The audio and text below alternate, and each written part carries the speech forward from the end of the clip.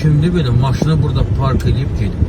Bu nə biabırçılıqdır Babək prospektində? Paytaxtda yolda hərəkətdə olan sürücü son anda qəzadan qurtulub. Hadisə Ulduz metro stansiyası yaxınlığında yaşanıb. Kadrlarda sərnişin avtobusunun sürücüsünün qəfil zolağa dəyişərək sola meyl etməsi görünür. Minik avtomobili sürücüsü qəzadan yayınmaq üçün qarşı yola keçməyə məcbur olub. Qarşı yola hərəkət edən maşınların sürücülərinin ani reaksiyası son anda böyük qəzanın baş verməsinin qarşısını alıb. Xəzər rayon ərazisində oğurluq faktı qeydə alınıb. Daxili İşlər Nazirliyindən bildirilib ki, zərər çəkmiş şəxs polisə müraciət edərək yaşadığı evdən 10.000 manat pul vəsaitinin oğurlandığını bildirib.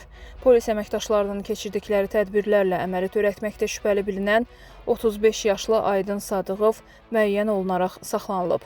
Araşdırmalarla müəyyən edilib ki, saxlanılan şəxs zərər çəkmişin yanında işləyib və ev sahibinin mənzildə olmadığı müddətdə qeyd edilən əməli törədib. Faktla bağlı araşdırmalar davam etdirilir.